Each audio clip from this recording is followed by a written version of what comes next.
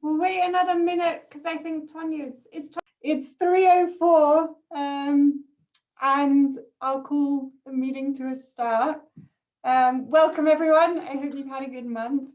And I am on the minutes because I have them ready. So first, in terms of the agenda, I'm looking at the minutes from February the 24th. Does anyone have any comments on the minutes? I was just going to move that we approve the minutes. Okay, I just have one comment. It says I called the meeting to order at 3:30 when it was 3 o'clock that we start. Sorry about that. I'll change it. Yeah, sorry. Wow. So I move that we approve the minutes with that slight editing. I'll second. Is there any other comments before we? Okay, all those in favor?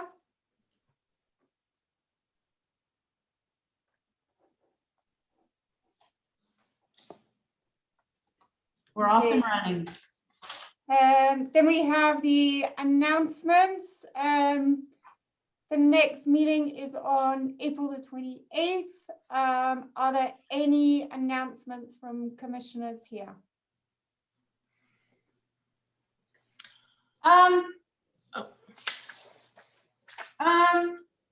Well, we could just do a quick little plug this month, and we can do it next month too for the responsible consumption Zoom. Bridget? Yeah, I think just for this meeting. Oh no, because the event's on the 29th. Yeah, but you know, people might start planning now. They could have big plans set for the 29th, so now they'll be available. Yeah. And to promote to those that might not usually be at these events as well. So we can raise awareness amongst others. Yeah. Risa, last time we talked, you talked about there was going to be an electric motors, I think, presentation at the hardware store. Has that date been set? No, it's gonna be a demo day on a Saturday, but until COVID things unroll, the hardware store is gonna do it. We just don't know when. I know that their ideal date is April, and they really liked the idea around Earth Day, but that's all that I know at this time. Hopefully next month. Yeah. Nothing planned at the moment, but it's in the works, so to speak. Okay, if there's an update before next month meeting, Risa, maybe you could email those that volunteered to help. Yeah, because Larry, Brian, and I were gonna for sure participate in some way. Okay. And are there any other announcements from commissioners? Jimmy? I might have mentioned this last meeting, but just a reminder that come May 2nd, we're in partnership with the fire department, and we're going to have the annual green debris drop off that we have at Valley View Transfer Station on that day. It'll be all day long. So if you spread the word on that. And then May 8th is the annual Household Hazardous Waste event in White City. That's an all-day event as well. It is free this year. So chemicals and whatnot. And then other than that, this is not in chronological order, but Earth Day, Rogue Valley Earth Day is going to be held this year. It's just virtual, and that'll begin on April 22nd. And I think it'll, they're doing the EcoQuest challenge, which is kind of a all around town scavenger hunt where they can go to different places and,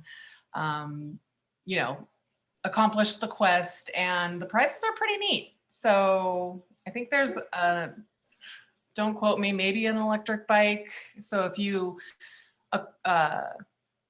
if you do all the quests, you get your name in a hat, and then they draw on for prizes. Yes, Larry. You're on mute, Larry. Can't hear you. You're still on mute. It doesn't say you're on mute. Maybe your headphones aren't plugged in all the way. Maybe if you stick your right hand up and then your left hand up and shake them. While he's trying to get on, one of the prizes is going to be a couple rope to go container or tokens. Just saying.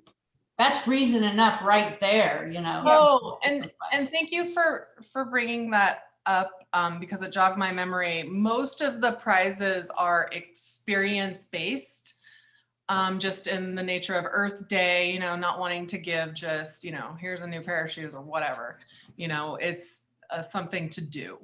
So. Sounds good. Sounds good, Jimmy. Manu?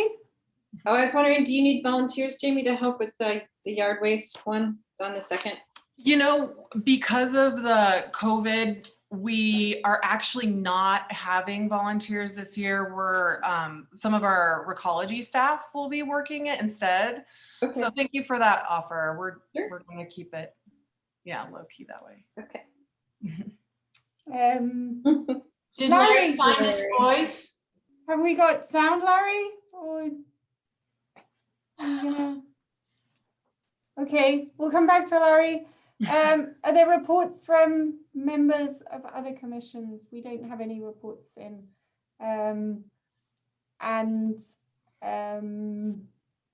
Oh, probably to mention though, I did watch and read the Climate Policy Commission minutes, and then I watched the meeting from their last meeting, and I think it would be really useful in terms of preparation if there's time to read minutes from other commissions to understand how we can make more links. And then I found it, yeah, really helpful watching a video of another meeting. It was like watching us, but other people. Yeah, it was interesting. So then we'll move on to reports and presentations. So Stu, over, oh, Larry, no, we still can't hear you. Do you want to mime? Okay. You could write things down on a piece of paper and then hold it up. But that might be laborious. Help. Okay. On his piece of paper. We'll come back to you, Larry. Stu, over to you. Very good. Thank you. Nice to see everybody. I guess I'll just give you a couple quick updates about a few different projects that are still underway, and then Bridget can say a word about the website. I've been working a bit on the staff report that I'm going to be sending to council. Looks like that's been pushed back a bit to May 4. And as part of that, updating as many of our indicators as I can and going through just the aggregate progress that folks have been making. Also looking forward to applying for another rare person next year or in this next cycle. Let's see. A contingent of the Policy Commission, Climate Policy Commission, is working on some planning, long-term planning for the electric utility. I've got 4 new public chargers installed at the Grove. They're not turned on yet, but probably we're waiting on some equipment. It'll probably be here in a couple weeks. There's, let's see, a couple of different state efforts that I've been involved in that are wrapping up. There's one that's a REACH code bill that's hopefully going to legislature this year. Another was participating in Oregon Department of Transportation, did a transportation electrification infrastructure needs analysis that we participated in, which was pretty interesting and kind of helping to inform the development of transportation electrification in rural areas. Still administering our zero emission vehicle incentives, the electric bikes and cars. Hoping to put together some new programs later this year if capacity permits. And maybe I'll just leave it there. I know we have a lot to talk about today. So Bridget, could you say a word about the website and the upcoming events?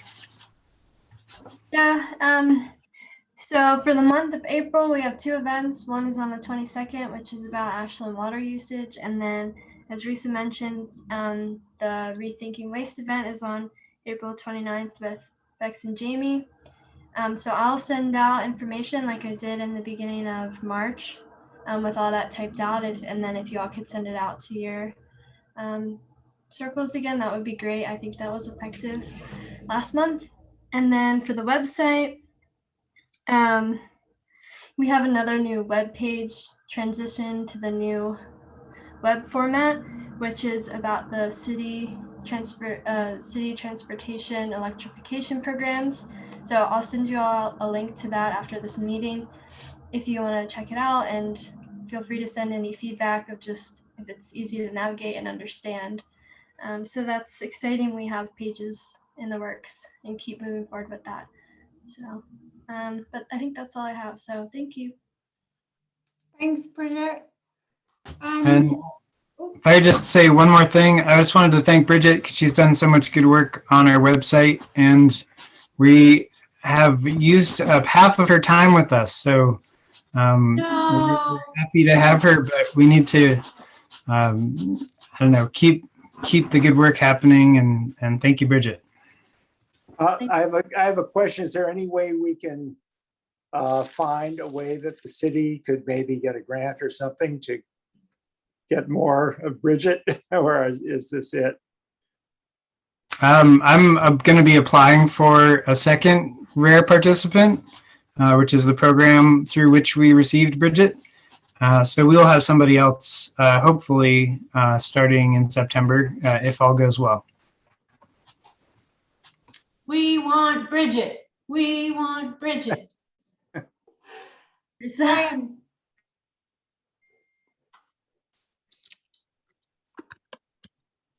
Brian is.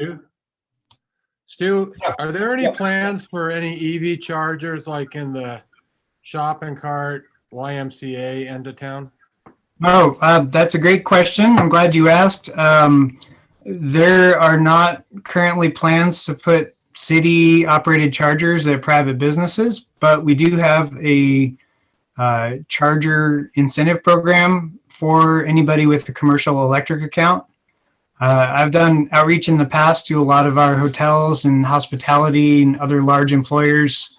But if any of you have connections at a place that might be a good recipient, I would love for you to send them the new website that Bridget just made, which you will be seeing soon. It's just an update of a page that already exists, but I think the short answer is we do have support for businesses that want to put those in. Not many employers have availed themselves of that incentive, but we do have it, and I'm always looking for help in finding people who might be able to use that program. And if the URL for that, well, I shouldn't say what the URL is because it's probably different on the one Bridget has, but we'll get it out soon. Risa? It occurred to me just sitting here, Stu, I wonder about a way to get this to happen at more businesses in public parking lots is to, I mean, it just made me think of like the Chamber of Commerce, like how great it would be for an entity like that to adopt, you know, they don't have a parking lot, but they would adopt a spot, an area, and so they would sponsor, you know, a charging station or two, and they would have their name on it, you know, like a place like the Co-op, that's like an easier sell, I would think, because it's their parking lot and because of who they are. But places like the Y, places like Shop and Cart. Yeah. Anyway, I just like maybe places that don't have a spot or a lot, but to invite them, you know, Mhm. I don't know.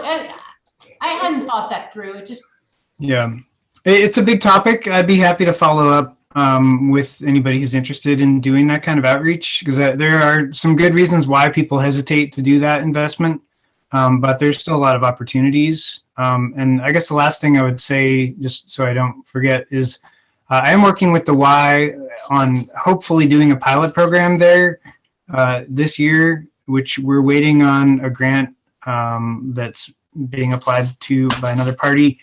And if that is successful, we'll be installing a charger there that would basically, it's the idea is to host sort of a self-serve ride and drive event, so that there would be a car parked somewhat indefinitely there that folks could check out and experience the joys of electric vehicle driving. But I don't want to put the cart in front of the horse. We're hoping that'll happen, but it's too soon to say. Thanks, Stu. Okay. Yep. Thanks. Thank you. Marnie? Yeah, I was just going to say, we do still have EVA, which has been on hold, but Electric Vehicles Ashland. And so I'd be willing to cross over between Conservation Commission and EVA and work with you, Stu, on that outreach. So let's follow up on that. And if anyone else wants to help with that, then let me know. That sounds I would help a little, not very much, maybe just like a show up for a brainstorming thing, just because I like to do that, and then I'd cut out, but I'd like to help in some way. Okay, cool. And I'd like to help out too, And James, since I belong at the Y, and I've talked to Lisa, who is Moldenaire, who is the director there, a couple of years ago about them doing some work there. So it'd be nice to have this as a kind of a segue follow-up to that. Okay, I'll organize that. Thank you. That's great. Thank you. I might add that to that project list we have coming up later on in the agenda.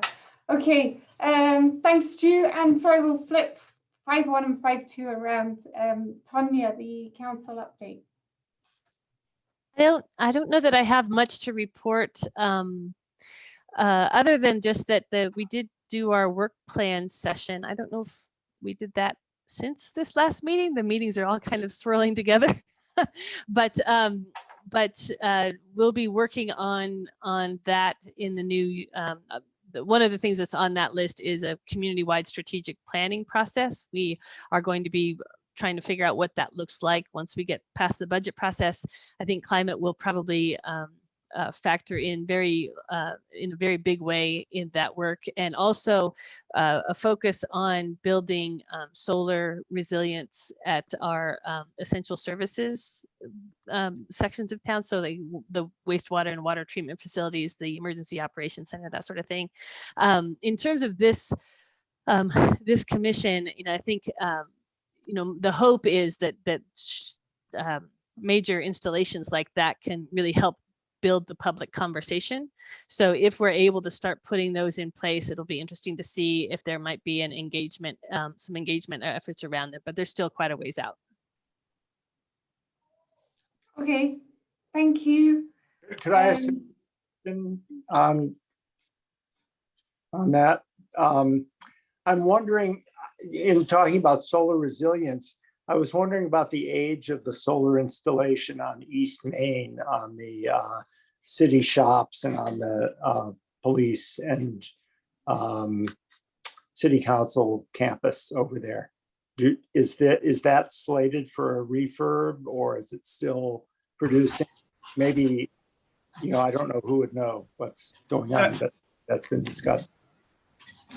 Yeah, I'll just keep it really brief here. I think at some point in the future, especially when that roof needs to be replaced, I would imagine replacing that solar system. But it's actually the Solar Pioneer 1 initial community system that was installed, and part of it is being maintained, I think, by Bonneville Environmental Foundation as sort of a legacy monitoring project. So it's still providing useful data, at least until the point at which it gets removed. And I hope that that happens when we do facilities upgrades on that building. Okay, well, Stu, if I'm not they- sure when that will be though. Yeah, if they're making use of that data, it would be wonderful if the data could be made public, you know, in terms of the useful life of solar panel. Of course, they're old panels, but I don't mean public by constant, you know, website, but a report on, you know, these were installed 20 years ago, or whenever it was, and they're still being this much. Is that possible? I don't know. BEF maintains it directly, so we don't actually have that, but we can certainly ask. I'd have to check with Larry because I don't personally know. But I'll email. I have, Tonya, I have 2 comments or questions just on the strategic planning, the community-wide strategic planning one. I guess as a comment, request, question in terms of how the council will think about involving partners and all sectors of society, from the large organizations, the businesses, community groups that are representative of the direction Ashland's going in, and for that to be thought through in the process of strategic planning. And the other comment is, as part of that strategic planning, to think about how council can utilize the commissions more effectively to support City of Ashland, and for both. That, to me, they're 2 different things in terms of who to involve. But yeah, one is partners, organizations, representatives of society to be involved in the strategic planning, and the other is for one of the outcomes to be a stronger relationship, direction, and more effectiveness in the use of all commissions. Mm-hmm. Those are really good comments, Bex. The one thing that we pretty much know is that the route the city is going to have to take on any sort of strategic planning process is going to be somewhat of a bootstrap process. The budget is just simply not going to allow us to hire a consultant to come in and run a full process for us. And so the way that we structured the work plan process is we came up with these 7 priorities that were essentially, we wanted to put extra energy in besides what maybe was already being put in with staff. And we knew that there wasn't a strategic planning process in that initial work plan from staff. And so that's how it kind of got on this list.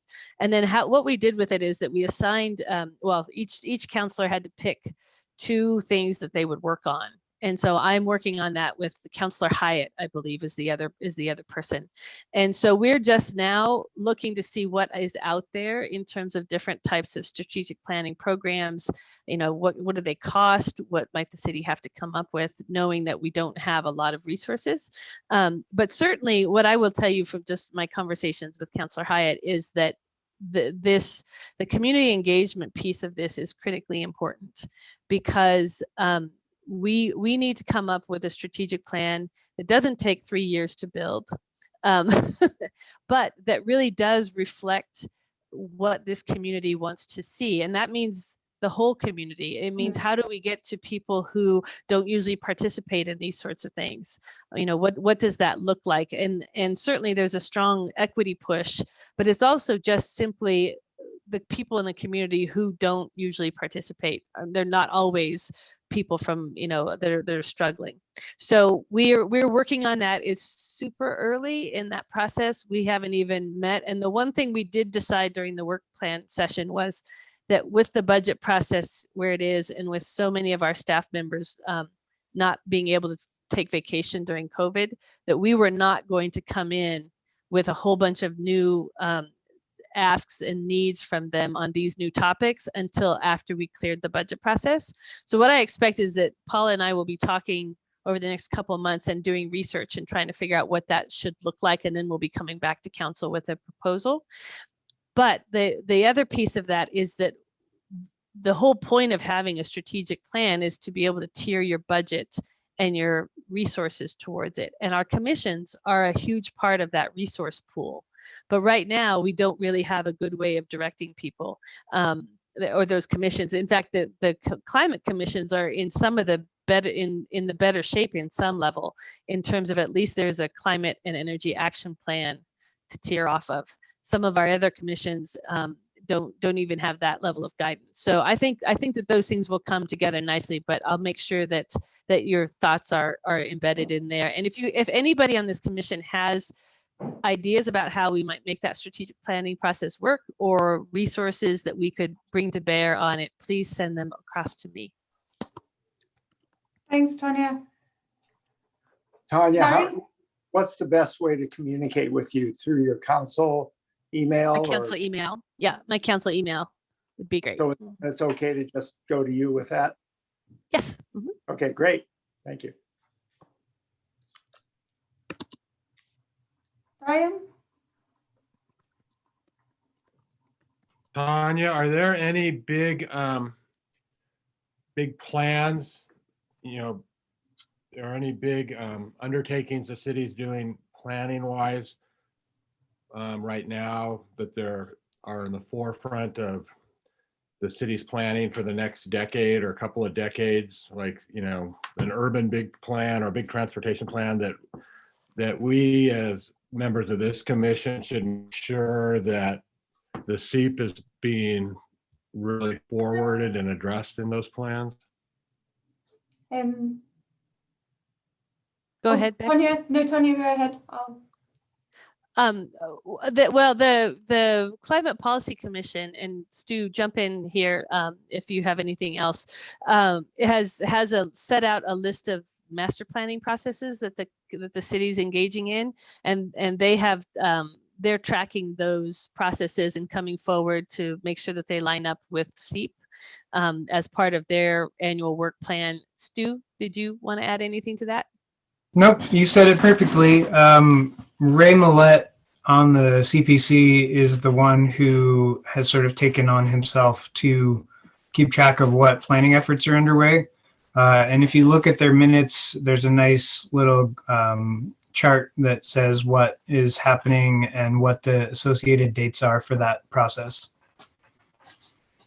Thank you. That was exactly what I was about to say. It's a really good document, Brian, that tracks all the kind of strategies and planning for City of Ashland, because they all link, you know, whether it's transportation, energy, public works, economy, they're all linking to climate change. So it's good to have that link. It's worth looking at.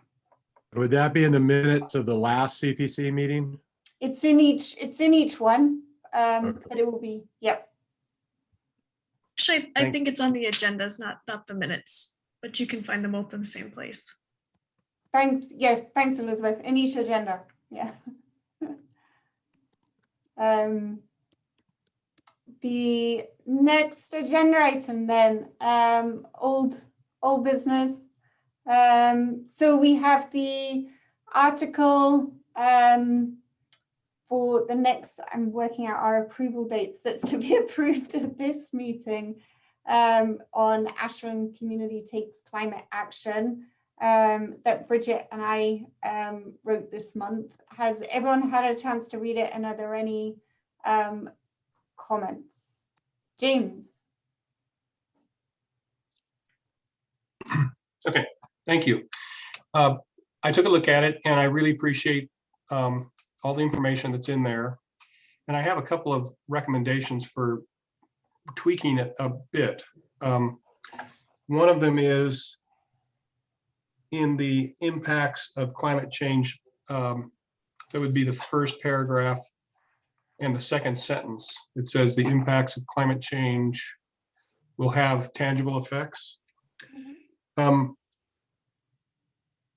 I think it would be better worded if the impacts to climate change are already having tangible effects, because we're already seeing the effects of wildfire on our community. We're seeing the impacts of increased heat. So there are things that are happening now. So it's not something out in the future, but it's happening now. Okay. That's one thing. On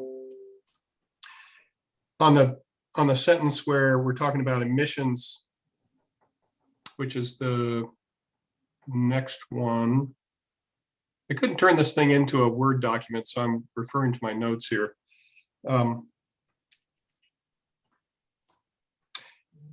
Okay, second paragraph, where it says to build resiliency, we need to adapt to changes. I'm more inclined to reframe that in saying first, because the way the plan kind of lays it out as well, we need to take bold steps in reducing greenhouse gas emissions to minimize further changes. And that would be like one sentence.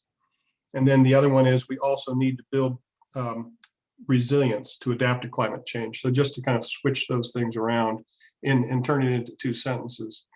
That to me makes more sense in the way that the plan is wording things as well. We didn't address adaptation as much as we did mitigation. And yes.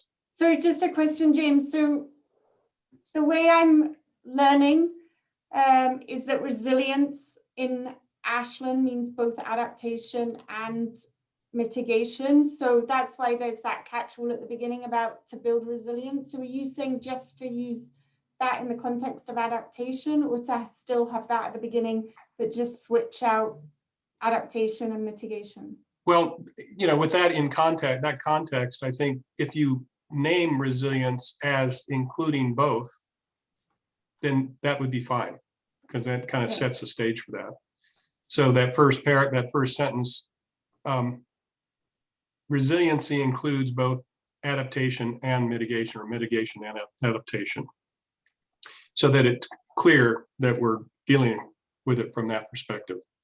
Okay. The other thing that might be of value here is in that second paragraph somewhere is to identify what our big overarching goal is, which is an 8% reduction per year through 2050, because it sets, people will get kind of a sense of what we're up against in order to make that happen. Because I was reading Stu's city council report on what we've done so far as of 2020. And thanks, Brian, for forwarding that. And in there, it made it obvious that we're not meeting our goals. And, you know, both from a community and a city, you know, there's certain areas where we are and certain areas that we're not. And so to turn it into something much more of a, this article, to tweak it just a tad in order to make it sound like what it really is, which is a critical thing we need to do. And you do say that we have to really take radical action, right? Okay. So anyway, those are my comments. They're No, that's kind of really helpful. generalized, but I'll add that to the second paragraph. James, can you send me through, just email to myself and Bridget how you think that first sentence Sure. should read of the second paragraph that you're I'd be just happy looking to. at? And if you would, Could you do that today or tomorrow? Is that okay? yeah, I'll do it today. For some reason, I wasn't able to even copy the text on this thing, which is kind of bizarre, but I'll tweak it and I'll send you the You reword. just the one sentence at the beginning of the Yep. second paragraph. I've got all Yep. your Okay, I've got all your other comments for the first right. paragraph. Bridget and I can make those changes. That's really helpful. Thank you.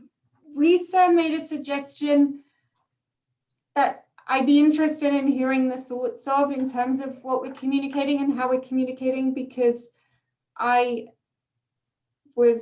probably not inclined to make the changes. Risa was saying maybe to be a little bit more positive in the first paragraph, but we are facing, and I know we don't want to lose people by having the starkness of it there, but I mean, the only other thing I could think of was to put the one sentence that James was just talking about at the beginning of the second paragraph, to move that up to the front of the first paragraph, to highlight that we can adapt and we can take steps to reduce emissions. That was one thing I thought we could do, but to try and put a positive spin on the fact that our climate is changing and the human race is in absolute crisis, I wasn't inclined to do it, but I know in terms of communication to inspire, that sometimes that's a more useful route to go down. So any views on what we should do there, I would really appreciate. Risa? Since, you know, I was the one that suggested it, I've been thinking about it. But it would just, you know, I'll make up something, you know, even if it's just like one sentence.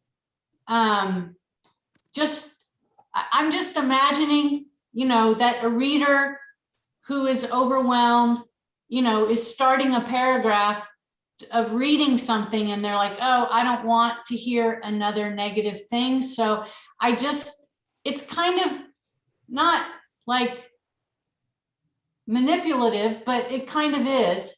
So how about moving that first sentence of the second paragraph to the beginning of the article then? Because that shows that we can be action orientated about that. And then the first paragraph goes into why.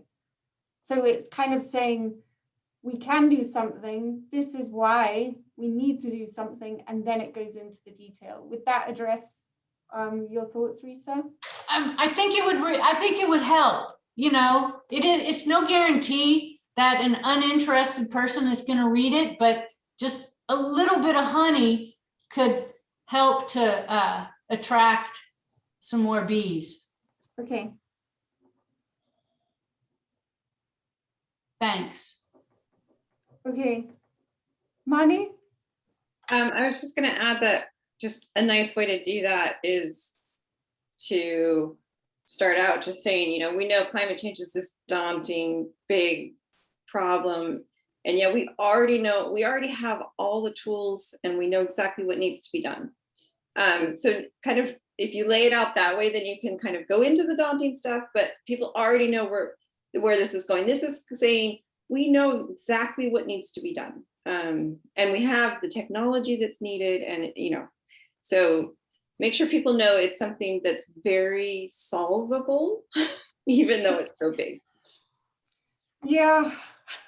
I'm not happy to. Quite there yet on that journey because budget-wise, behavior-wise, we're not quite there yet in terms of what we're doing. Like we don't have the tools of, it's like we know what we need to do, but the pathway to get there, I don't think we're on there. So if we put that at the beginning, are we kind of saying, come on, everyone, this is easy when it's not? This is a major battle. No, we don't want to say it's easy, but no, I'm not but saying we say so it's easy, but the way you said that first sentence makes out, well, we've got the tools, why aren't we doing it? Right.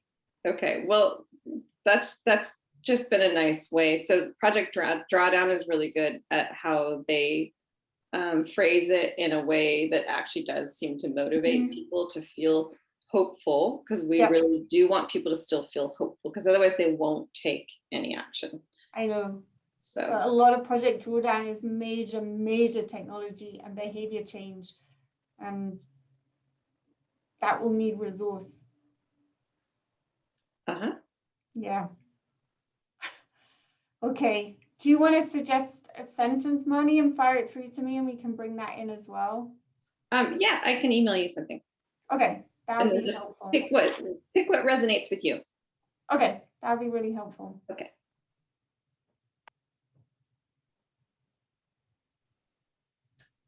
So can I move that we approve Bridget and Beck's article for the sneak preview with the changes that we have suggested?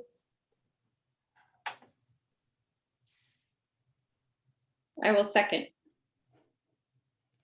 If there are no other comments, then all those in favor? Aye. Great, thank you.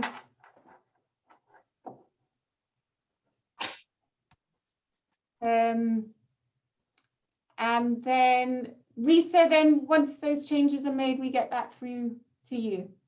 Yeah. And if you could, when you're sending the article, Curtis doesn't want it in a file because then it's hard for him to access it. So if you could just send me the article in the body of the email, and then I can take that and send it to Curtis. In the body of the email? Yes, please. Okay, And just and write Conservation Corner and the authors of the article, whoever they may be. In this case, it might be 2 people. Yes. It'll be Bridget Thank you. and myself. Thank you. Thanks, Marnie, for that, and James. And the next article, so we have one in the bank that's been approved. Thank you, Jamie. Yeah. So we could move ahead with that one, but also the other one isn't time constrained like a couple of our others were, which is why we shuffled about before. So we could bring the very loosely titled COVID-19 and Sustainability. That my idea at the moment, because this came up a while ago, I'm not sure how it would work. I probably need to give it a bit more thought. But we could have the one Jamie's got, and then I can bring a draft to the next meeting as well. And then we'd have 2 at the next meeting, hopefully. And the other ask was to get 3 or 4 more in the pipeline, because we've run out of, it felt like we had loads in the pipeline, but all of a sudden we don't. So yeah, are there any other ideas for articles? Jude. I would welcome anyone here to pick up the thematic buckets of the Adapt Your Home program, and maybe even work with Bridget to do more articles on those topics. I don't want to, I guess, promise away all her time to do that, but I think it's, as we have these 4 different components of the Adapt Your Home program, and I think it would be helpful to reinforce that campaign as it unfolds. So if anyone wants to do anything around efficiency or preparedness or renewables or consumption, like all that stuff is in there. So that's just one idea. I'm sure there are other good ideas here also. Thank you. I would welcome changing the COVID-19 and sustainability title if everyone is supportive of this to something around the theme rethink consumption and potentially single use here, because we're working on this anyway, and it's something we need to get out through different channels, and we'll link into the rethink consumption theme. So are you meaning by that consumption a la what Stu was just talking about, or other? Just a very small part of that 1/4. So there's 4 themes in Adapt Your Home. Okay. For And that. and rethink your consumption is quite wide. It doesn't just touch on materials and the life cycle of materials. It also touches on energy. It also touches on other ways we consume. So I would just take one small part of the materials. I don't think we have very long. So my focus would be, because we're currently working on it in terms of information, would be rethink consumption and then focus on single use in Ashland. Well, I'd be happy to work with 1 or 2 other people on that with Bridget. Get input from her, and then I can't commit to doing something on my own with that, but I certainly would in a collaborative effort. Okay, so I'm happy to do the rethink consumption on single use, because I'm working with Risa and Jamie on that anyway. If you wanted to look at Adapt Your Home and work with Bridget on another part of it, Larry, would you be interested in doing that? Yeah, I Adapt Your Home is where I'm most interested, but I'd like it if there was maybe 1 other person to connect as well. I feel like I'm kind of in flux right now. I'm starting to travel because I've been vaccinated, and I'm not quite as much of a homebody as I've been for the last year. So it would be nice to have somebody else involved. Marnie had her hand raised. I'm just volunteering to help both Larry and Bridget take part of Adapt Your Home and make an article. So that would be for July, is that right? Yes. So, well, it would fall into line. So what I'm saying within Adapt Your Home, so Bridget and I have in the article we've just done is cover the 4 pillars of adapt your home. And then what Stu suggested is we go into a bit more detail on either prepare, switch, renew, or rethink. So I've asked if I can go from COVID-19 and sustainability to rethink consumption. So if we took prepare, switch, or renew, one of those, and started looking specifically at the campaigns and went into a bit more detail, that would be great. Okay. Great. I'll email you, Marty, and let's get a time frame to brainstorm a little bit. Okay, so that's one more in the pipeline. Risa? And Bex, I'm happy to help with the rethink consumption piece, just because it's what we're doing anyway. And we will, by April, we'll have the new website that we can write about, and then we can include the website, which actually is relevant for these articles, the Adapt Your Home articles that we're talking about. So it's kind of a nice combo suggestion by Stu. Definitely. Yep. So for the next meeting, are you, for April, are you suggesting, Bex, that there could be 2 articles in the works? And would the first one be the rethink consumption, and then after it would be either switch and renew, whatever it is that Marty and Larry are going to focus on, one of the other pillars of Adapt Your Home? Yeah, so one of the 4 pillars under Adapt Your Home could come to the May meeting. So Marnie and Larry, you would be the May meeting. Would do what? Marnie and Larry would come to the May meeting. Oh, for May. Okay, and then so the rethink consumption would be for June? No, April meeting. It would be due for packet on the 19th of April. Yeah, but I was thinking ahead in terms of when it would be published. This coming month is Has Waste. For April is Has Waste. After that is the one that we just approved. Yep. And For then May. this one, So then we're looking at June and July. yes, if the one due for the sneak preview, it goes on the 17th of May. If that gets published in June, then that's June. For the consumption one or the switch one? The consumption one, it says it's due for the sneak preview on May the 17th. Oh. I don't know when that gets published in the sneak preview. 2 Oh, weeks. okay, sorry, I just have to, I'm just trying to track all the different parts, but it sounds like, okay, never mind. Thanks. Okay, and then if everyone has a look at Adapt Your Home for the next meeting and is wants to take any part of it, as Stu has suggested, then we could add a few more to our train of articles. So if anyone's like either one of the pillars or part of the pillar, or to talk about a specific incentive program, to bring that back to the next meeting, that would be really good.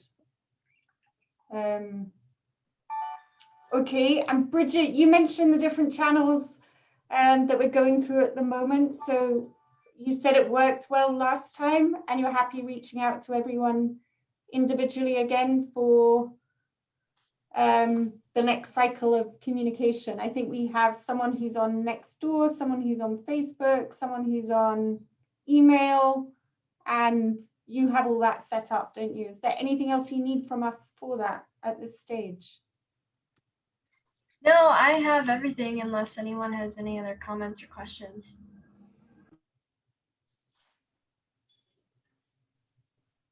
Okay.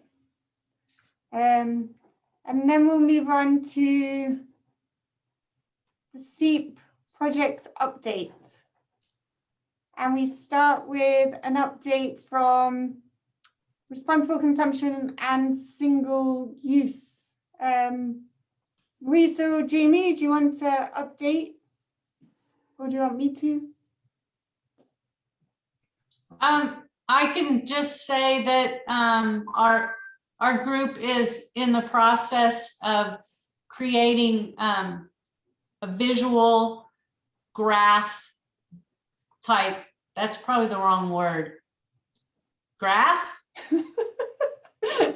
It's a list of a bunch of thingers connected to responsible consumption, and our goal, one of our goals being the Zoom presentation that we're doing next month, and also to provide to Bridget for the website. Yes. Yeah, that will be our next port of call, Bridget. We're going to come talk to you about some texts we've put together in terms of resources for Ashland on rethink consumption and single use. Jamie, you want to add anything?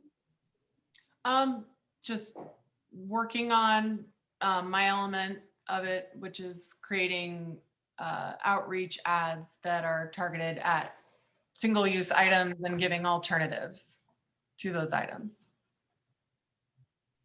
Great, thanks y'all. Perfect.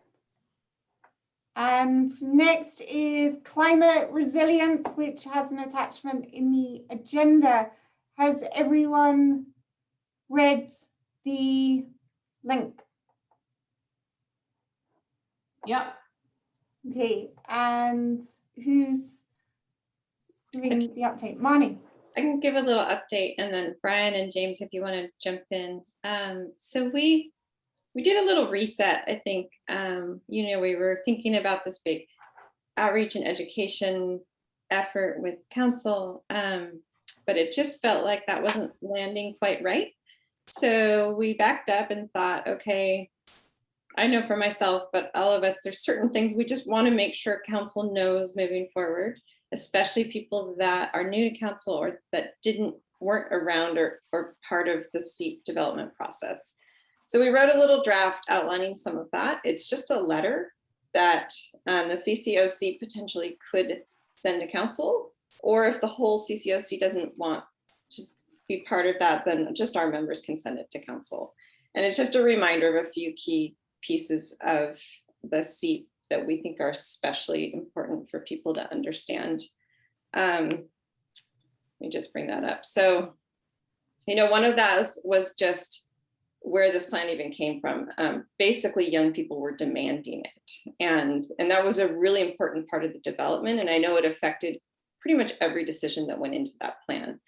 It wasn't a plan for Ashland right now. It was a plan so that those young people have a future. And so that makes a big difference on what types of targets were adopted, on why 8% and all of that. We really focused on letting people know climate change is already here. There's already all these impacts that are happening.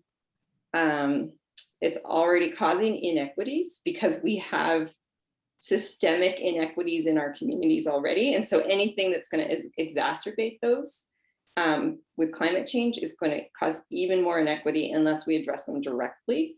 So we wanted to make sure people understand the link between climate change and social, economic, racial, gender inequities that already exist. And then just this need for an overall cultural shift. So basically every single decision throughout the city, throughout both city staff, city council, but then also local residents, we need to have that climate change lens on at all times, so that we don't make decisions now that all of a sudden conflict later, either with the SEEP or with other future climate actions that need to be taken. So those are just the main points that we put in the letter. And then we just thought we'd bring that back to this group and see if this is something that the group thinks should go to council from the full commission, and get any feedback of any other kind of major points that we think need to be made at this point. We also added a little list of the groups doing climate action because it gets really confusing of who's doing what. And so there's a list and it's probably not comprehensive. So if there's feedback on that as well, we would be very welcome. We welcome hearing that. And Brian and James, did you want to add anything?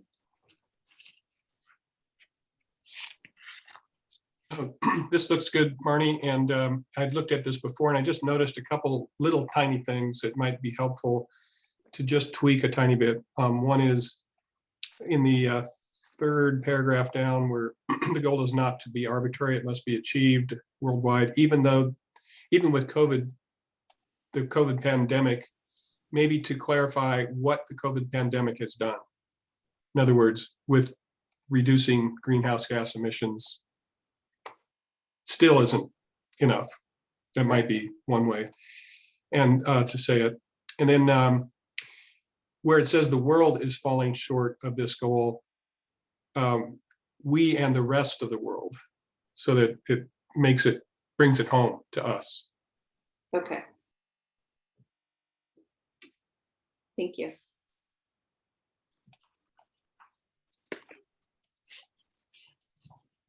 One thing, Marnie, on the list of groups, Yeah. you don't actually you mention SOCAN. You talk, I think, about the Ashland kind of branch of SOCAN. I don't know if you want to mention SOCAN itself. Right, that's a good point. I did put the Ashland working committee, but not SOCAN.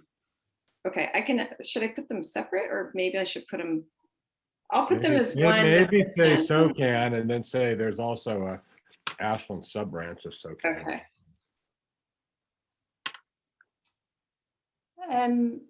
Okay, I have a comment. Risa, you have a comment? Yeah, go ahead. I'll go after you. Okay, I spoke to the Climate Policy Commission chair in my chair catch up on this.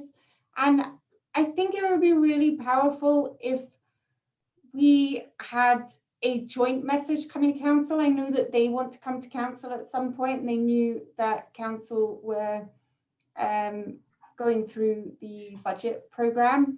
And as much as I completely agree, this is crisis, this is emergency, and we need attention on climate change at the forefront of every decision we make. Otherwise, we're not helping ourselves at all. I was feeling that maybe to tweak this slightly and to come as a joint message from both the commissions, and just feel more collaborative rather than us coming as a single commission.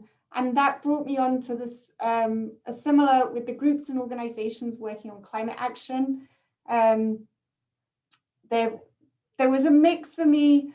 I feel there's some brilliant businesses and organizations in the Rogue Valley that are also working on climate action. So to have a very collaborative message from all sectors of society, we've got some organizations here, the one I work for included, with commitments around climate action, commitments in terms of the actions we're taking to reduce our greenhouse gas emissions. We've got businesses, the very nature of those businesses about in the community and what they're doing is reducing greenhouse gas emissions. So I just feel it would be a stronger message from all parts of society to put the spotlight on climate change and potentially lead us down a road that does feel more collaborative. That was just a feeling I got from the letter. I totally agree with the urgency of getting this information to council, but I think it would be pretty powerful having a joint letter from both commissions, and to have a more encompassing end that includes other representation from society.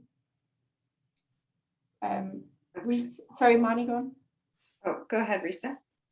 Oh, I just wanted to say I really appreciate that y'all created that letter, and I wanted to hear from Tanya if she'd had a chance to read the letter. And I really appreciate what Rebecca just shared, because I hadn't thought about it the way that she thought about it, and I really feel that yes, there is an urgency, and we don't want to wait 3 months to give this letter to council. And at the same time, if there is a way, an efficient way that we can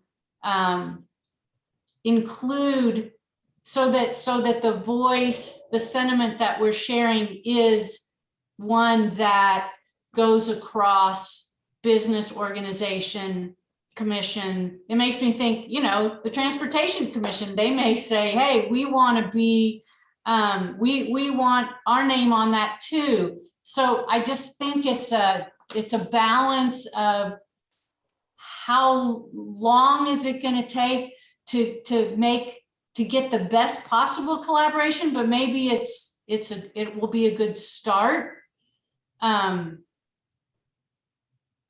Can I just add one quick thing and then we'll see what Tanya has to say in reply to that?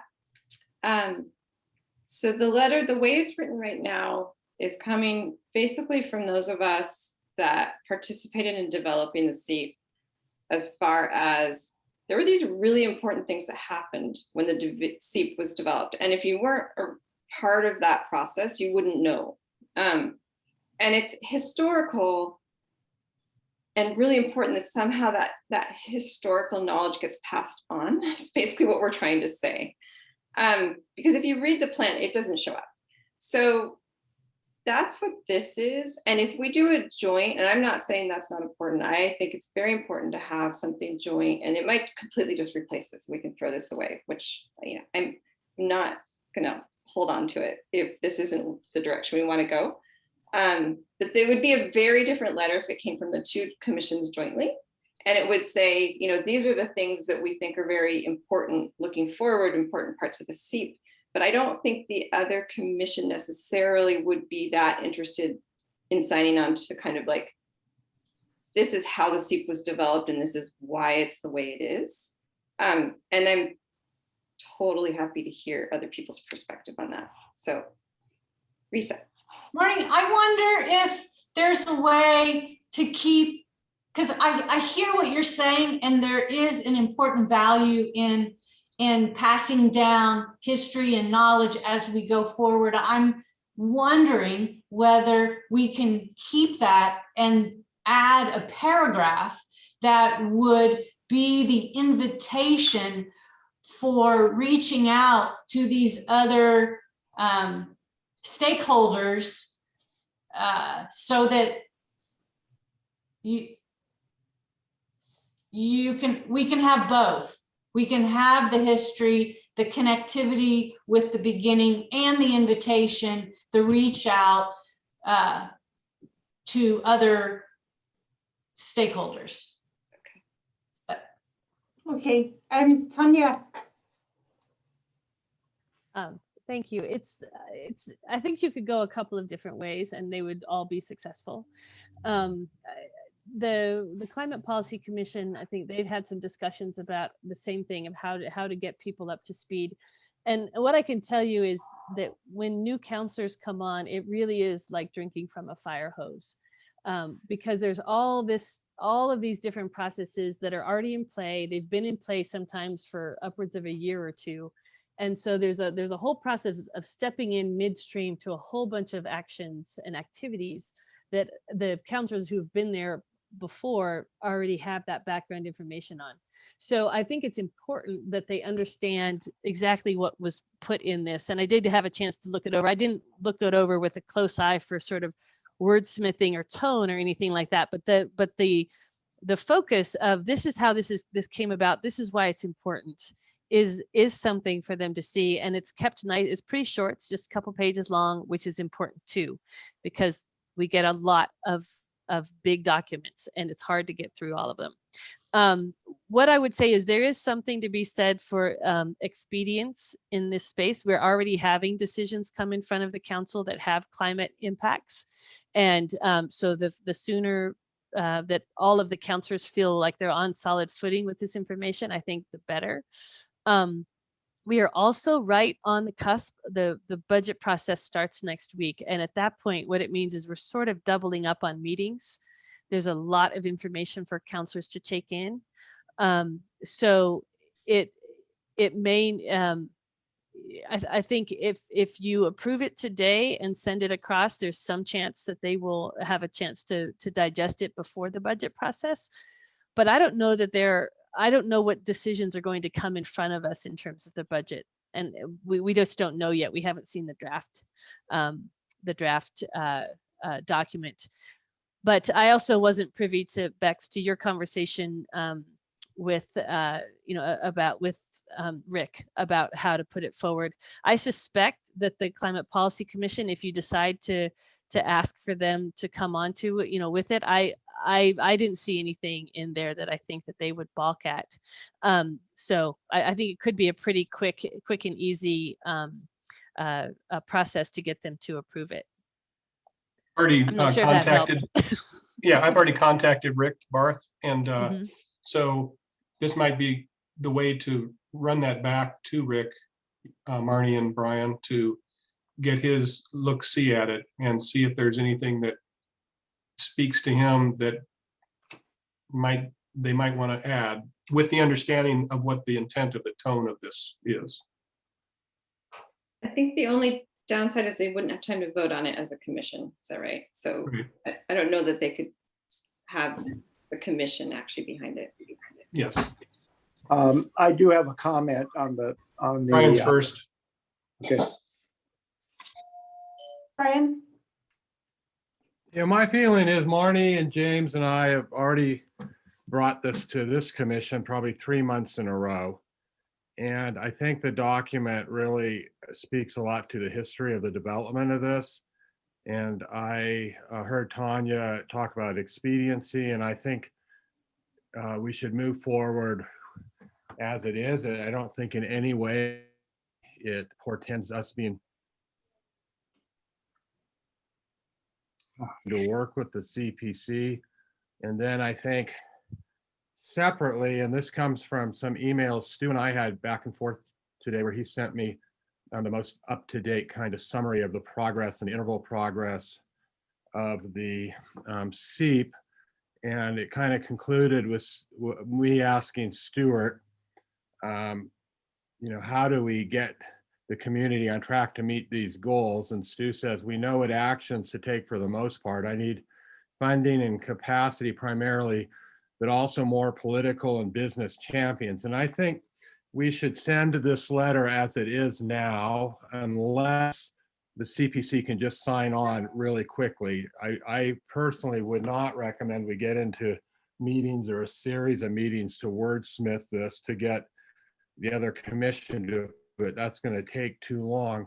But then I think, Bex, I would hope maybe you and Rick Barth, and maybe the head of the Transportation Commission could think of some kind of meeting of the commissions to really meet with staff and look at, where we can make the most progress with the SEEP, and kind of, have an interval, 4 years since the SEEP was developed, conference with the important commissions and important staff members.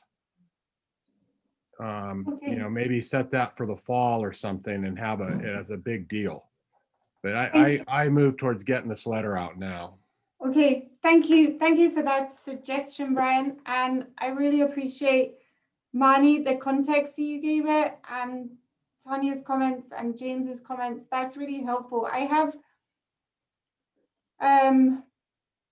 a suggestion, and because I'm not one for wordsmithing over the next 6 months of meetings, and what this is trying to say is a really nice message.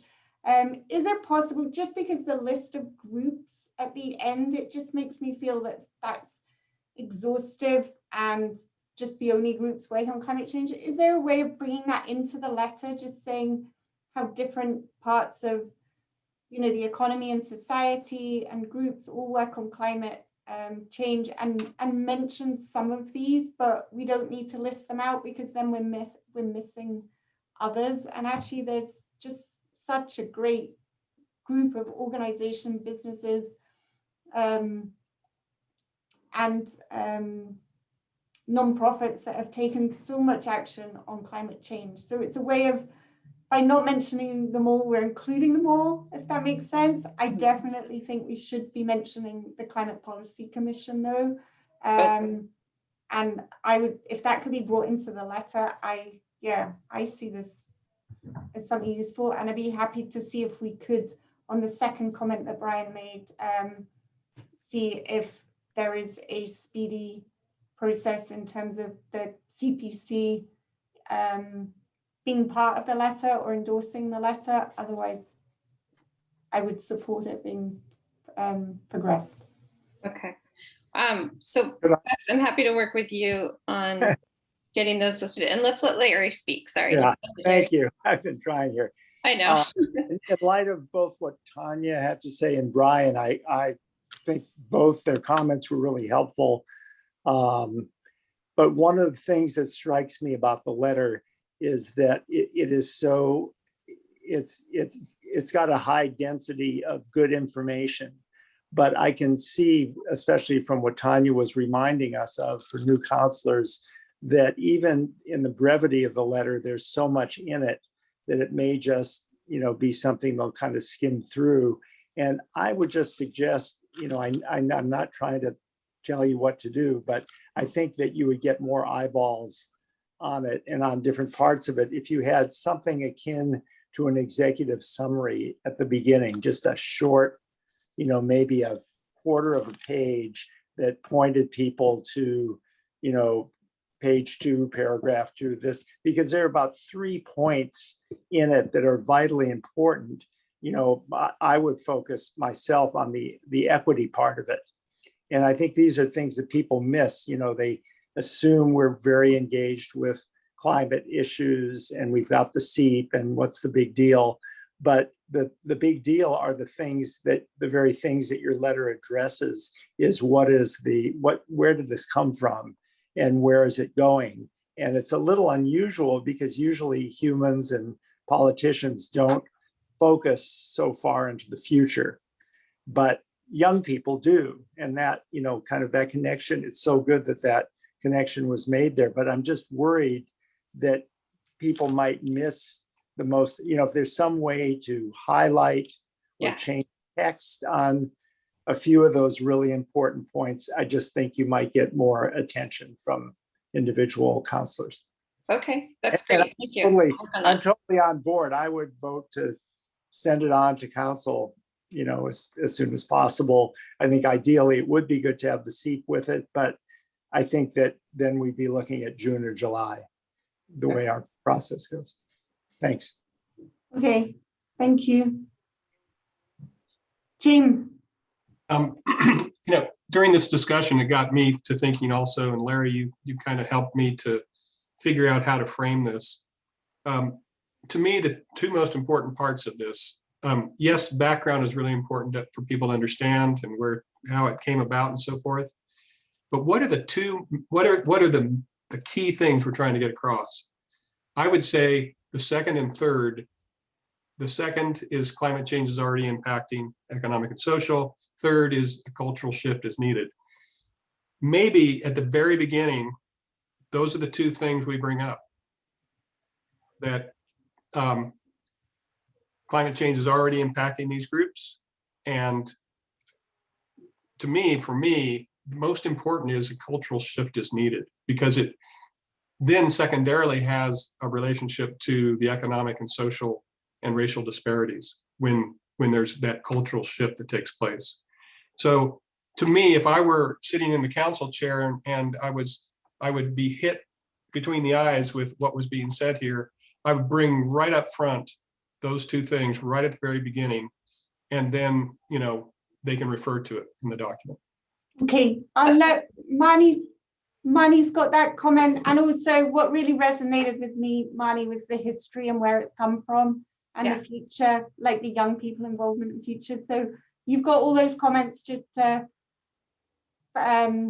make changes, play around. Where are we at with finalizing the letter, moving it forward? I'm going to try and move on from this agenda item because we've still got a lot to get through and we're running out of time. Okay. So where are we at from finalizing the letter and moving it forward? Because that is a couple of tweaks you're making to it, but nothing major from the feeling I get. So does it need to come back here, or can we progress it off on email? What can we do here? After Brian, I'm willing to make a motion. Brian.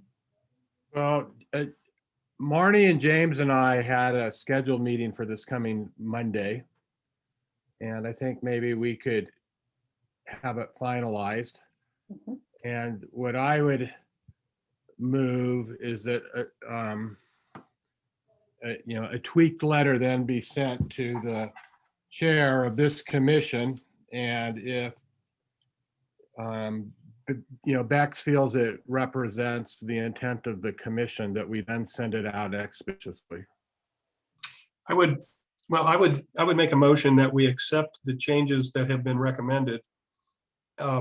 And that we move forward with approving it right now. And if we want to send it to Bex, fine, but that way we have it kind of set in concrete. So after we meet on Monday, we can get that thing to Bex to move forward to the city council. Let's do it. Yeah, I would, as chair, that would be great to come to me after you've made those changes on Monday. So I move that the letter be accepted with anticipated minor changes, and the amended letter sent to Bex for review, and then within a week submitted to city council. I'll second that motion. And unless there are any other comments, all those in favor?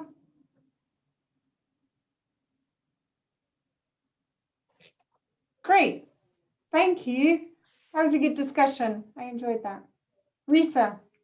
I'm just throwing out that once we have that letter, I think it would be really good then to use time into the future after council has that first letter and build this coalition that we're talking about to act. And so it could be we take that first letter, it doesn't matter, but I guess I'm inviting or suggesting to Marnie, James, and Brian that once we get that letter, let's do closer to our ideal with those folks and decide maybe it's another letter, maybe it's going to a council meeting. I have no idea. Okay. But just let's build on it. That's all. Yep. Okay, thank you. We're going to move on to the next agenda item, and I'm also going to have to take some of these agenda items to the next meeting to give a couple of these the time that they deserve. Unless there's any significant updates on the water use or conservation, or if you can update within 30 seconds. Larry, I know that you had an article recently, so I'm thinking there might not be an update. And just specifically to water use and conservation, please.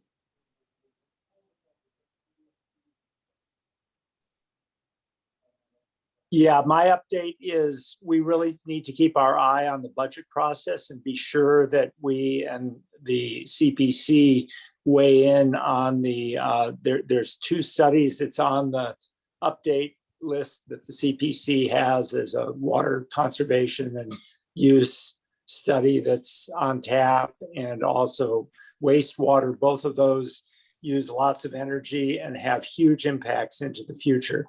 That's all I have to say about that now, that we need to keep our eye on that and be sure and communicate with counselors and budget committee people about how that is involved in SEEP goals. That's Okay. it. Thanks, Larry. Thank you. We needed some time back. Okay. The project request list, I said at the last meeting, I would put together just a draft just to track us of where we are and what's coming in. So this is very much just a brain dump for myself of the projects that we had running in new business and old business, and a few of the things we coming from other commissions to check we've got the links going. It might be we start to identify other things in other commissions that we feel we can support and help as well. One of the things covered earlier today was the EV, and we can definitely add that. I guess my ask with the limited time we have, and there's definitely 2 more agenda items that we need to cover, is that everyone take a look at this, and if they feel it's not representing where the focus is, or if we can flesh out some detail in the notes section, then to come back to me. I'll update the table, and then what we can do is have a running update on where things are, and just check in with this.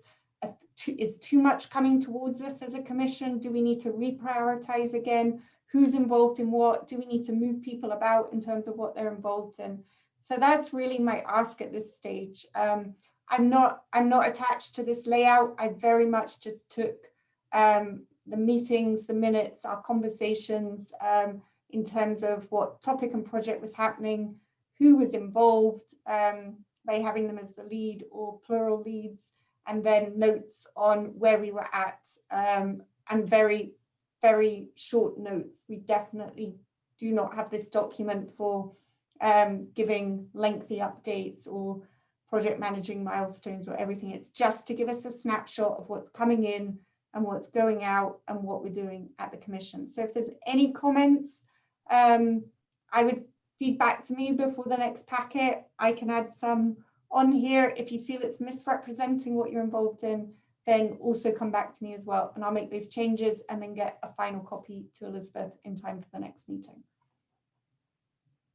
Brian. Can you add me to work? I'd like to work with Tanya on the coordinated climate campaign #9. Okay, so we're not adding, if you're working on it at the moment, then put your name down. If you want to work on something, that's to come back for discussion at a meeting. So if there's any changes to things, so Tanya's going to cover the coordinated climate campaign. We haven't yet had a chance to discuss that within the commission. So before we add our names to that, I think we should hear about the campaign and understand how it might link into other projects that we've got going, because it might change them as well, because it's quite a wide one. So yeah, it's not about adding a project, it's about what's coming our way that's already in existence, and what we're involved in already, if that makes sense. And then if you want to be involved in something, we'll have the discussion of how we're working on it as a commission back at the group. Okay, I hope I've bought us some time with a very quick rundown, but it's basically to keep, it's like a little tracking document in a way, and to identify links and where we can complement work within other commissions. And then coordinated campaign, Tanya. Okay, thanks, Bex. So I wanted to just take a bit of time to fill folks in on some other conversations that have been happening. So I am the council liaison to both climate commissions and also to the Wildfire Safety Commission. And one of the things you might notice if you looked at the city source this month is that both what we consider to be sort of the standard climate, the clean energy piece that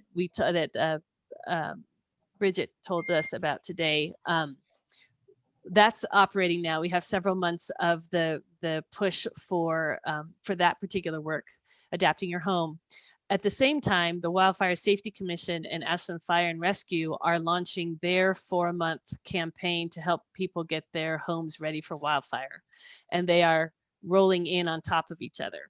And it's really in those conversations and seeing these connections between these different commissions that sort of sparked this idea of could we do an integrated, coordinated campaign that addresses full resilience? So both the adaptation measures primarily around wildfire safety, but also all of the other elements of SEEP. So essentially it would be a coordinated campaign, maybe has a different theme each month.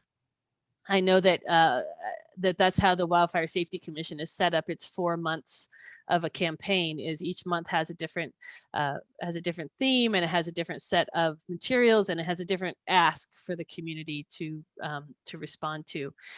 But the idea is to pull these to basically pull our climate work under one coordinated campaign.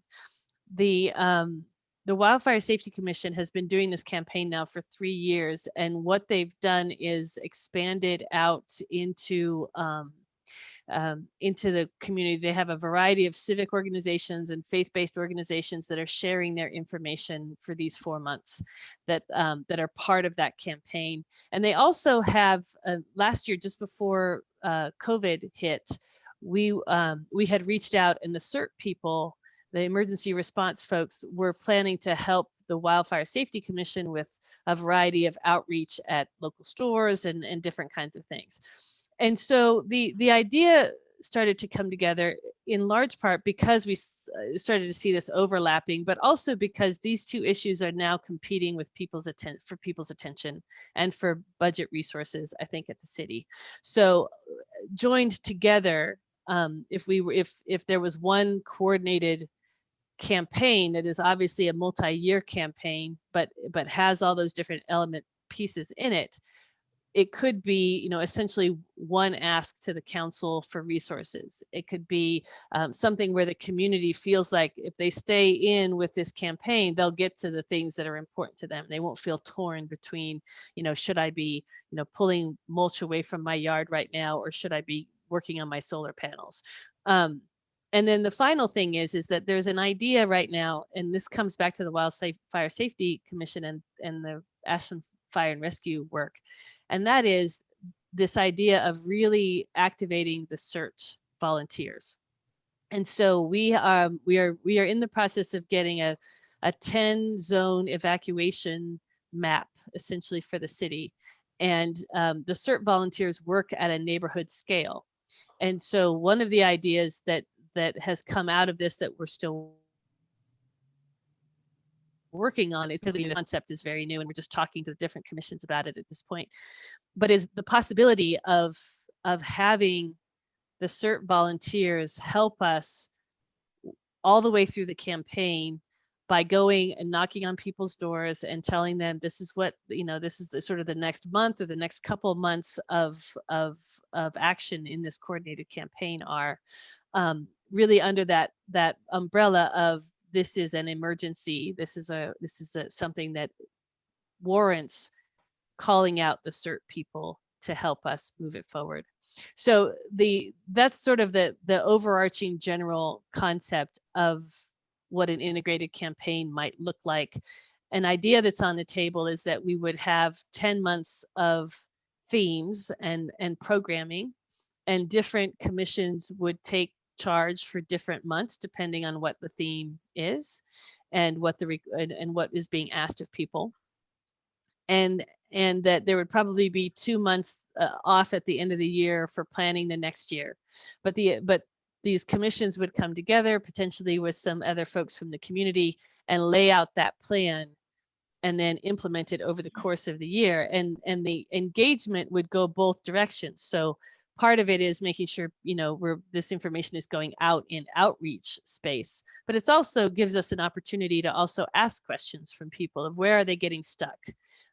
What might the city do or the larger community be able to do to help them do the things that this campaign is asking them to do? So I don't know what I have missed, Stu. I know that you've been in on some of those early conversations. What am I missing? I think you got it pretty much. Okay. So the way that I see it is there are different strengths and resources available for the different elements that are going right now. So for instance, you know, on what we have traditionally called the climate side, we've got the fantastic new climate pages on the website, thanks to Bridget's good work. And that already includes wildfire safety links. It's already embedded in there because wildfire safety is part of SEEP. And so the idea that a couple people anyway are kicking around is to go through these spring campaigns just the way that they are laid out and move them through. But in the meantime, be planning for what might we come out of the spring campaigns with. I think you have, Bridget, you've got 3 months, is that right? 3 months of outreach campaign material and content ready, or is it 4? It's 4. Okay, so but you started in March, right? That's right. That's where the month is. So you have 4 months. You started in March. Wildfire Safety Commission has 4 months, but they're starting in April. So the last piece of their plan ends at the end of July. So if this is an idea that is of interest to the different commissions that would be involved with it, what we could do is start to have those conversations and work on this over the next couple of months, so that when August comes along, it just launches for the rest of this year, for August, September, and October, 3 more months of coordination before sort of gearing up for the next year. Are there any questions for Tanya?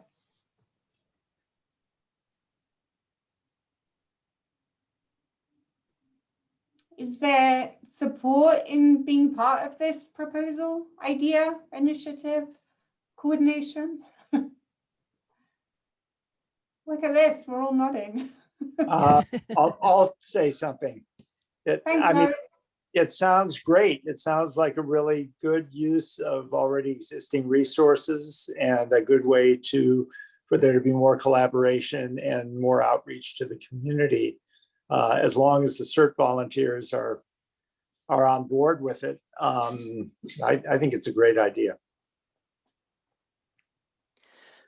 James had a comment. Sorry. Yeah. Tanya, I really appreciate what you brought forward. To have you on board on the council and to bring your expertise and that coordinated approach is going to do a lot toward the movement of this in a coordinated way, just the way it's framed.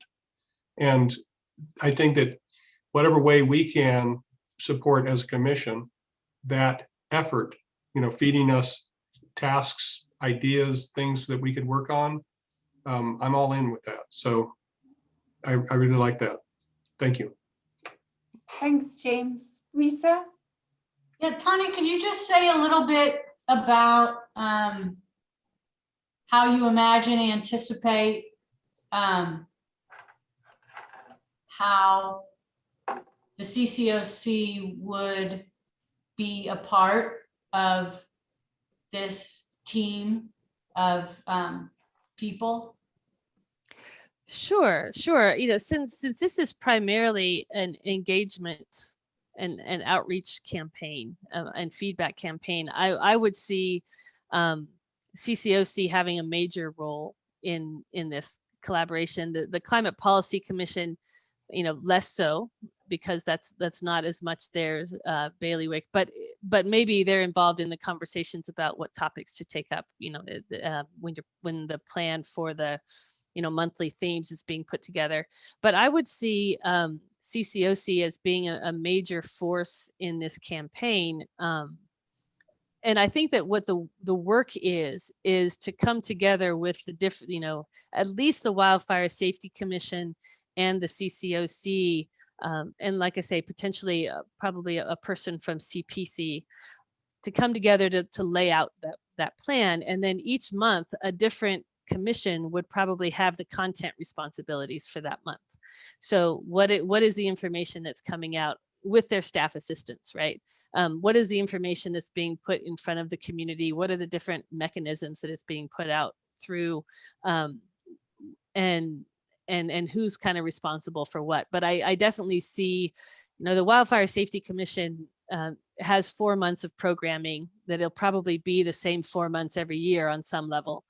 So that would leave, potentially 5 or 6 other months. And so that would be the question, is depending on what those themes might be, would determine who would put the content forward. So what I'm interested in the CCOC understanding is what it is that's going to be expected of each of us to come together in a new way that we haven't before. And so we need to create a new structure to accommodate what we're currently working on, and then how it is that we can successfully be a part of an expanded, campaign.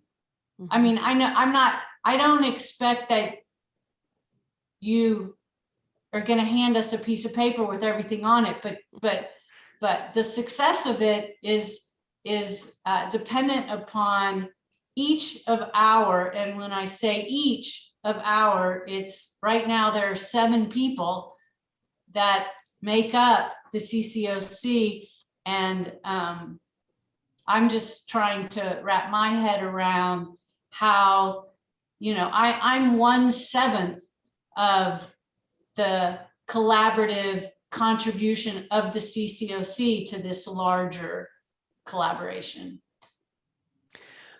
Well, I guess the first thing I would say is that right now it's an idea. And so what would be the next step is to really work out those particulars. But something that I could see happening, so for instance, with the sneak preview article that you all do every month anyway, right? If CCOC was part of this integrated campaign, that could easily give you your topic, right, for each of those months, kind of help plan that out. If you've worked with the other commissions and it's clear, what those themes are, then it would make sense potentially to match those themes with the outreach that you're already doing. And then I think it becomes a question, and this is maybe something I would ask of Stu. Each of these commissions has somebody who helps them from the staff level with outreach. So for Wildfire Safety Commission, Katie Gibble is helping with this campaign that they're running. Right now, Bridget's helping with this one, and we're looking to get another AmeriCorps person in. So that question of who does what in terms of developing content, I think is yet to be worked out. Like how much of that is commissioners and how much of that is staff people. But one of the things I think, speaking to your point of how do we organize this for success, that's the critical part, is that it has to be thought out well. The tasks, the task lists have to be taken on voluntarily, right? And supported, and really supported. And we have to have accountability for anything that needs to be ready by a certain period of time in order for the campaign to continue to move smoothly, because content will be coming in different months from different sources. And so that coordination element, I think, is an important part of that. And that's one of the things that we would have to work out. Did I answer that, Risa? I'd say it's a good beginning. Right. And that's where we are in this whole conversation is, it really kind of came about because I was actually getting confused about the spring campaigns because I was like, wait, which campaign, and that realization that they were going to kind of roll in on each other, especially given the intensity of people's concern about wildfire is very different than it was in the past. When the Wildfire Safety Commission did these other campaigns the last 2 years, it was very hard to get anyone's attention. And now I think it's flipped, and it's hard to get people's attention on the clean energy and that side. And so the thinking is that by bringing them together, we can make it easier for our residents to do good work consistently all the way through the year on both the adaptation and mitigation side as part of one overarching climate resilience campaign. And the other thing that links up too is the timing. So when you talk to the wildfire safety folks, they are looking to get Ashland in a much safer place in terms of wildfire safety over the next 5 years. And that kind of lines up with the same timeline that everything else on climate has. We know we're in a major sprint. And so we've got 2 different elements trying to sprint really hard at the same time at the city and competing against, on some level, for people's attention and resources. So. Thanks, Tanya. So for those, for what you're looking for from us for now, is it support to explore this in more detail for how it could work with us, and totally recognizing some of Risa's questions, because this is a different way of working. This isn't just a new project. This is going to bring in a lot more accountability to the role we play. This is going to be coordinated with other commissions, and it could potentially change the way we operate. There will be more teamwork. We'll be here as a commission to support it and link in to other commissions and organizations. that can. So at this stage, I guess, are you asking if are we willing to explore this more and we're supporting the concept that you presented, or is there anything else you need from Yeah. us at this stage? I think that that's it. You know, does the commission want to go forward and explore this idea with the other, you know, certainly with the Wildfire Safety Commission and to a lesser extent with Climate Policy Commission. And if that's the case, then I would just need to know who are those explorers, so that we could set up a conversation with commission members from the other commissions. Okay. Risa? So I'm all for continuing this exploration and figuring out this new partnership, so to speak. And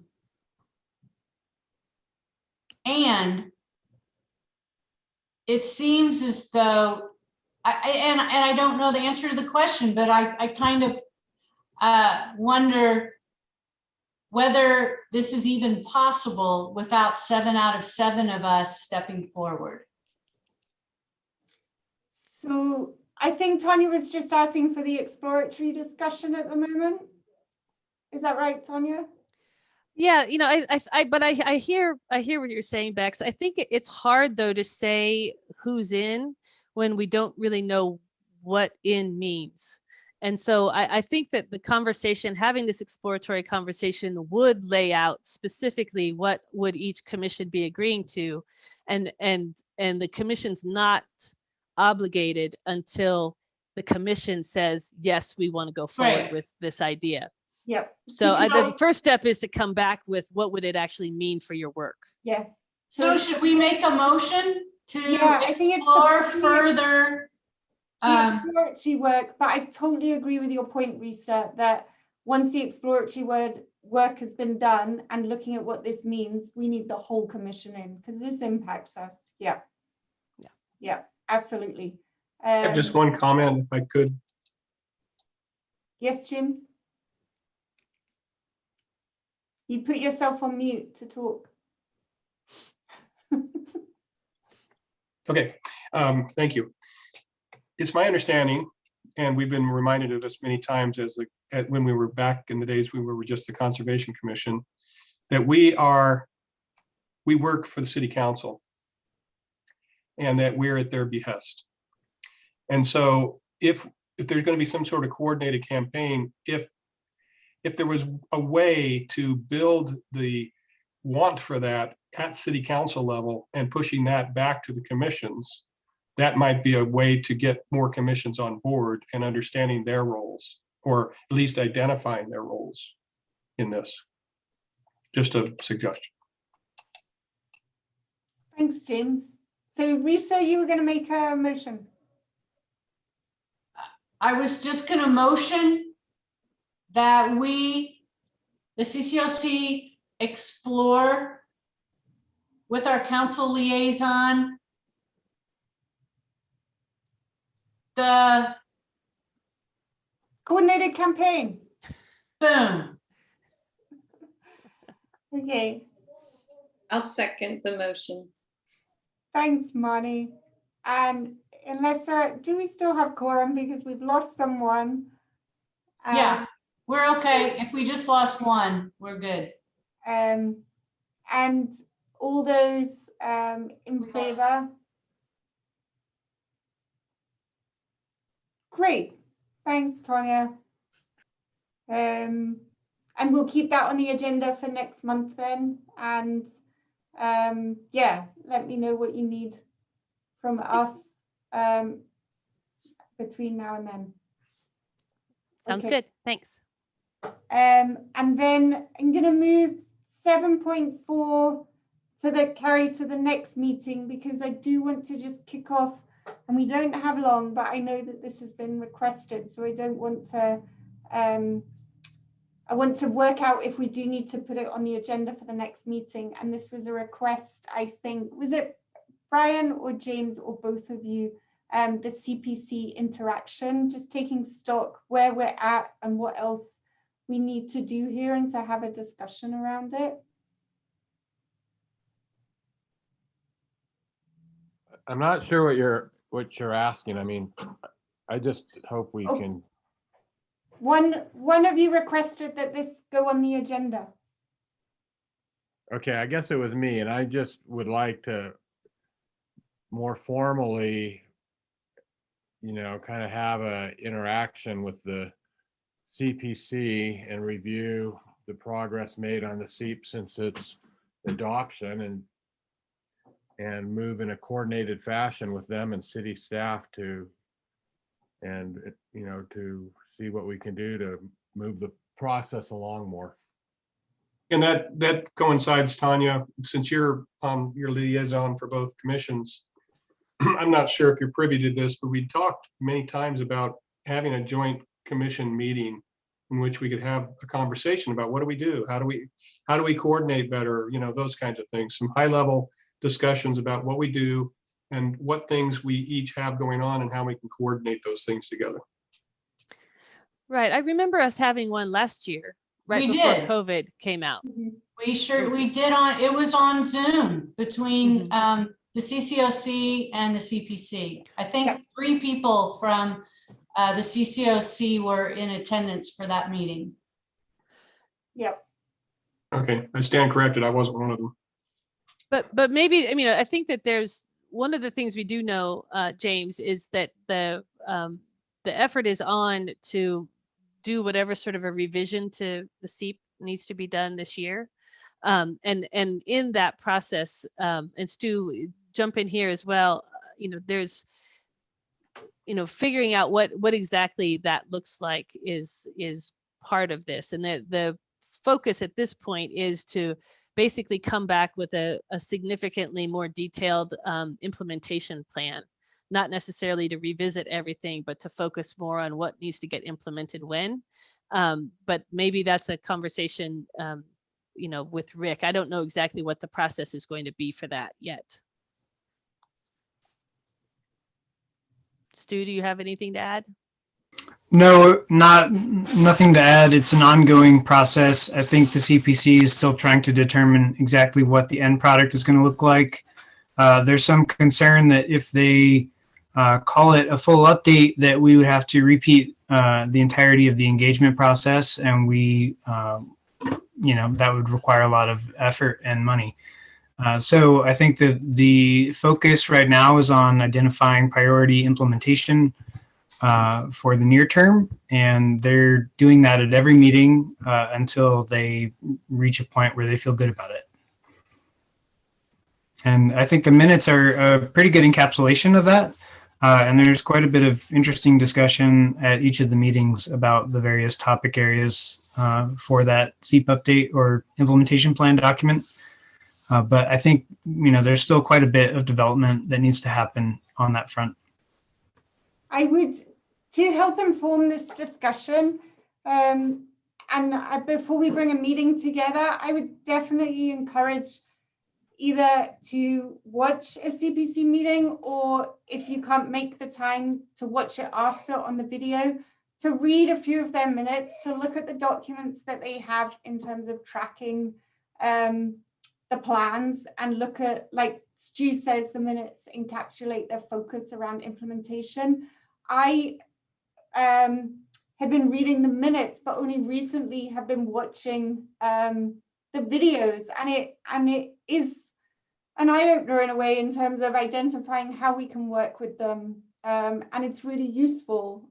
So I would definitely recommend that. It will give the conversation we have them being more informed and worthwhile of all our times, and it will help us as a group unite in a way that we can around what we've been charged with. So I would definitely do this.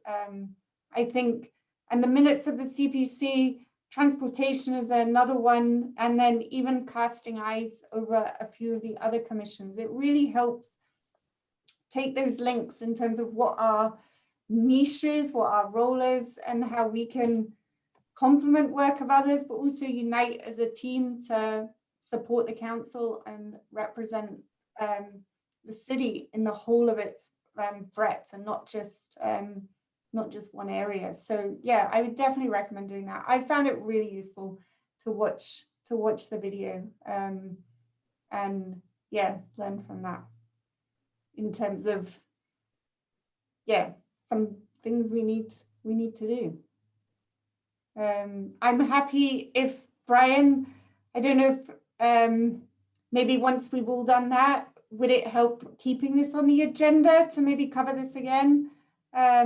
Just to make sure that we are being effective as possible in terms of our links in. And also, once we understand more about how they're operating, it's not just about us supporting them, but it comes back the other way as well. There was an interesting conversation at the last meeting about policy development, policy engagement, and outreach that I watched them have, which had me, I think had me in a reflective mood about it, because I do think the backbone of policy development is taking everyone on a journey with you. And do we have policy in SEEP, or are we working towards regulation, technology, behavior? What are we doing? What does the role engagement play? What does the role outreach plays? But so I think there's definitely a two-way conversation to have here with the CPC. Anyway, your thoughts, Brian, because I don't want to miss these before we end the meeting, since you brought this agenda item up.